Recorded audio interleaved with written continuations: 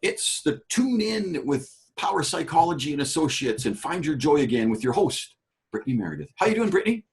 Good, how are you? Very well, very well. Well, we got a full house. It's going to be a good show. We're having some good fun before we started. What's on the go? Talking about sports psychology. We got Alex Schinke, who's a registered provisional psychologist, and Matt Moissac, who's also a registered provisional psychologist. Did I say it right? We're close enough? That's pretty good. Yep. So I think we just want to know a bit about both of you first and how you got into sports psychology and that kind of thing. So tell us a bit about that. After you. I was waiting for that. I thought you were. Go first. So I'm Alex, and I'm a registered provisional psychologist, as Brittany said, at Power Psychology. I'm at both locations, Sherwood Park and Edmonton now. And sports psychology, what got me into it was I used to be a competitive figure skater out at the Royal Glenora. And when I reflect back on my figure skating career and experiences, I definitely could have used some sports psychology, especially for my anxiety before competitions. And so that's really what drove me into this profession, or I guess started it. And then I segued into team sports, which I also believe that I definitely could have used a sports psychologist as well in terms of performance and anxiety. So, and then again, those experiences led me here. So yeah, I'll send it to Matt now. I think for myself, I'll try to keep the story down nice and short. There's a lot of intangibles that kind of made it so that I ended up sitting here as a sports psychologist. My dad played professional hockey, so sports was pretty much always in the DNA. I remember being a little kid when I was around 8 or 9 years old, where my dad begged and pleaded for me to just play 1 year of hockey because I wanted nothing to do with it. I didn't want to play at all. I liked bowling a lot. That was my favorite sport when I was a kid. And so he just like, hey, just please 1 year, just play hockey for me. And I obviously, when you're that young, you're not going to say no to a dad who's pleading you. So I said, fine, 1 year. I'll just do 1 year, see how it goes. And good thing for me and where I am now is that I played on the worst team possible. And knowing that hockey was in my DNA, I was able to skate circles around everyone and have a very good time that year. And so because of how much success I had and how fun it was, I thought hockey was pretty cool. And that transitioned to me taking it more seriously when I was 14, playing club hockey, where my intention was during my whole teenage career to play professionally, at the very least to play college.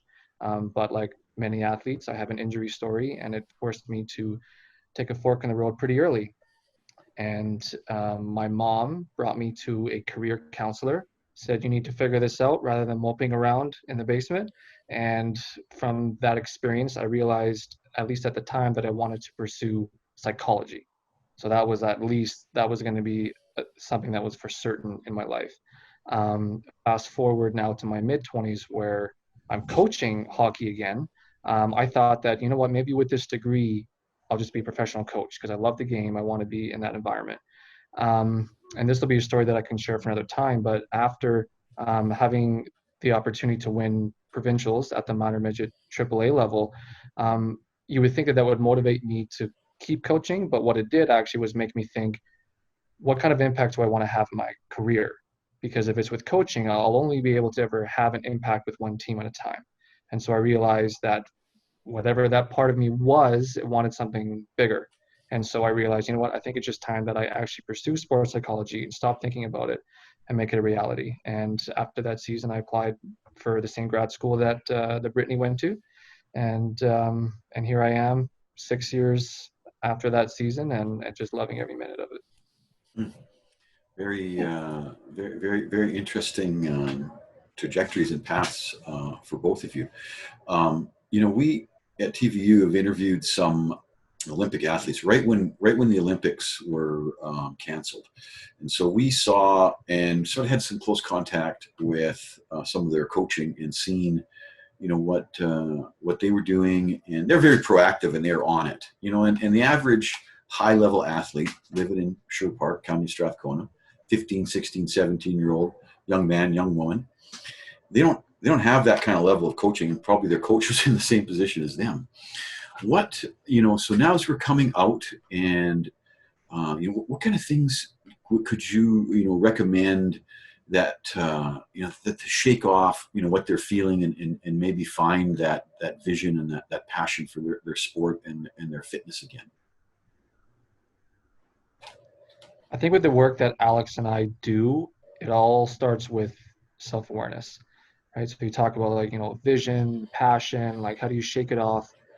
You can't really answer those questions, and sports psychology is no longer just like this one size fits all model where here are some skills, here's some tricks, here's some self-talk to get you through it.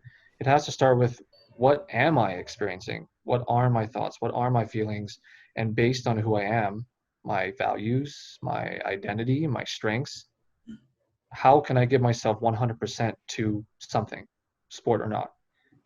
And so without that athlete being aligned with who they are internally first, they'll never be able to reach their full potential. So a lot of the work that Alex and I do starts right away with like the core foundation of what makes a person, values, personality, and their interests. And Alex, what do you, I just want a little comment too. Yeah, just filing off what Matt said, we do a lot of work in the kind of athletic identity as well. And again, helping athletes figure out as well who they are outside of sport. Sport at some point might come to a rapid end, like Matt said, getting injured or something like that, or maybe you're on a team and that team kind of falls apart, something like that too. So who are you outside of this sport culture? And really developing that as well. And then hopefully these skills too that we teach to our athletes, they can also use when they're working or in other stages of their lives as well. So we really try to take that kind of holistic model. Now, Matt, you said, you based it on 3 points: values, personality, and I missed the third because I was formulating the question for Alex. Yeah, just their interests, the things that they care about. So, it's, you guys are, an interesting, pair of associates, because you're very subjective in what you're talking about, and you seem to be more objective. Now, does that, in terms of not, you were more interested, Alex, you brought up culture, which is more of an objective kind of thing. You're subjective in that, but from that view. Yeah. And then, Matt, you were much more subjective. So when you guys are, they come to Power Psychology, and maybe it's little guys that are 5 years old, and they can't hit the ball or whatever, and they're that's wrecking their homework. Maybe there's a little bit of that going on, but probably a lot more as they're getting into their teens and stuff. Do you guys co work with clients? So we have like projects and things that we do together that are more organizational, more working with teams.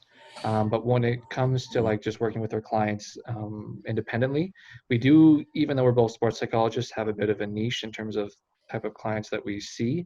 But because we both kind of focus on helping our clients figure out who they are first, it's a very like intimate, kind of vulnerable space. So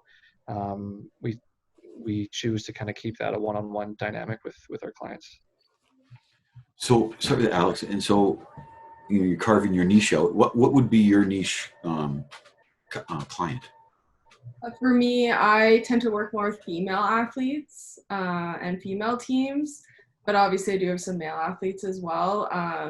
And for me, just with like my figure skating background, I tend to see a lot of figure skaters, gymnasts, dancers, cheerleaders. Like that would sort of be where I would say kind of, I guess, more specialized in that. And I know Matt works more with kind of that male hockey player population. So that would be kind of where we separate, which is nice. And like Matt said, we enjoy working together, and it's nice. We talk about in sports psychology, there's not a whole lot of us in Edmonton right now, so we kind of feel like we're on our own little island. But with me and Matt working so closely, it's nice to bounce ideas off each other and work together, especially with the bigger organizations, and really coming together. So it's nice. Interesting. So, of course, on a personal level, there's the normal insurances come into play. But at the team level, is it a group kind of, can people group things together because it's part of your sport? Because I know there's lots of these, the way the benefits work. how does that work for a team? Is there, on the financial side, is it So appropriate to talk about? so in the spring is when Alex and I reach out to the different teams, clubs, organizations, because they do need to factor us into to their budget. And so, in terms of like a sporting organization, they typically have to just include us in their budget. And so, part of the fees at the beginning of the season are include a package, seeing us 6, 8, 10 times, throughout the year. The benefits are covered through like the individual basis, but unless an organization had like their own benefits, we haven't come across. Or health spending accounts, maybe? Yeah, house spending maybe, but I'm not sure where they're pulling. Maybe there are some teams that have been able to create financial opportunity that way, but we know that we have to at least have these meetings early enough that they can include us into the budget when the parents are looking at the season fees. Mm-hmm. I find as teams too, it's a little more affordable. Like, it's depending on the size of the team and a bunch of other factors going into it, but it could be anywhere from like $10 to $20 a session per athlete for a team. So it makes it more affordable too for parents as well. So, it's so awesome, so exciting for you to be part of the wins and losses, but the triumph in both, right? But it's not like you guys can put up the trophies and the banners because of client privilege. So it's sort of this double-edged sword. You can only share these great victories on the inside. It's like, here's all my clients, right? So, but it's interesting. It's how your profession is set up. So it's very interesting to go through. Okay, so here we are. We're a hub city. The NHL guys are all rolling in. How many squads are coming to town? 16 squads, or there's whatever. Going to be or 8. 12 in 12 in Edmonton. Yeah. So, are you guys on like 1-900 with them, or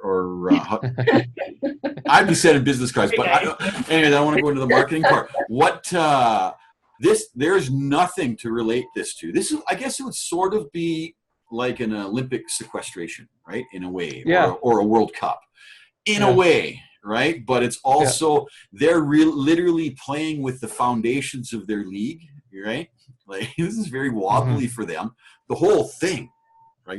I'm not talking about the players on the ice, but right up to the owners and Mr. Bettman himself. So from what you've read in the papers and you're seeing, and you're obviously they've got the top guys and gals, psychologists, people with them. What are you noticing? What kind of tactics are these guys using? Are you seeing any of your trade and craft that's interesting to you? I think the in-between or the post-game interviews with every athlete is evidence that at least some of the hockey players have seen some kind of professional over the years, because they all say the same damn thing. I'm just going to focus on what I can control. I'm just going to get pucks in deep and just focus on my game, take it one shift at a time. So you're hearing very traditional sports psych language from hockey players. There aren't many NHL teams who have a mental performance coach or a sports psychologist on staff. I think they don't, or NHL, they do? They do not. They don't. Wow. Yes.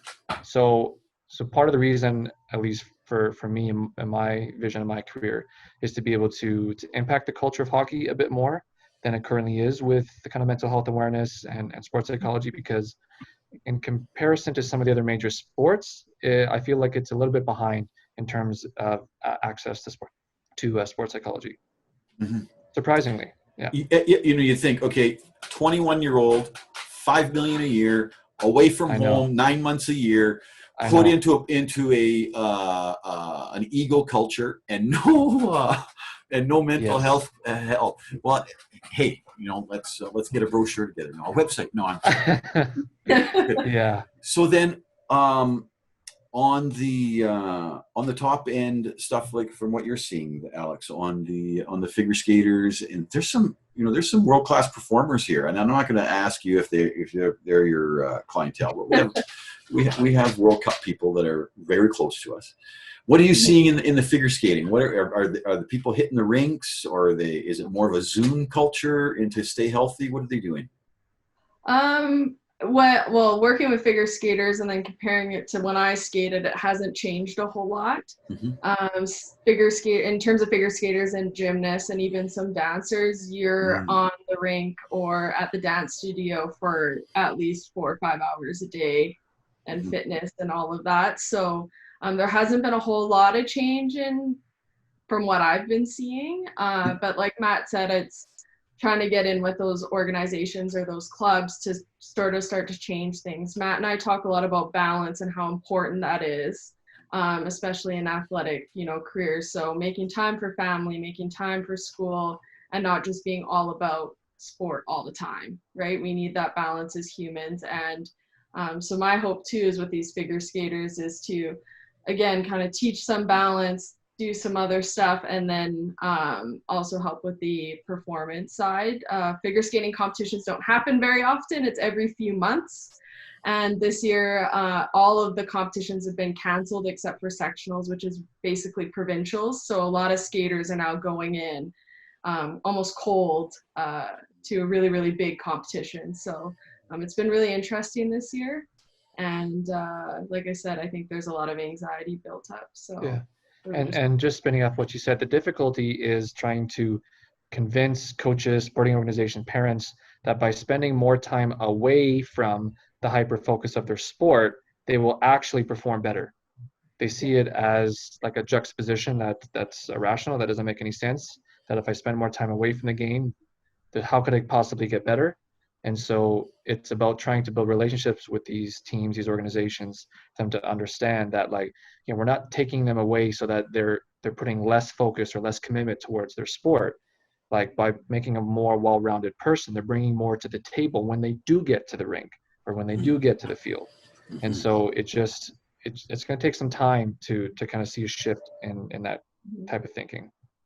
But I think COVID is going to be good for that, though, right? Because we all found a simplicity. So that I think even in that and the wisdom of that, because it's good that you provide that. Because I was going to say, not thoughts, but what ideas would you leave for this, the sporting community? And you left that stepping away to be able to come back empowered is good. And then Alex, what from a cultural point of view, or from your view, what are some things, one or two things that people could do positively for their own sporting well-being right now?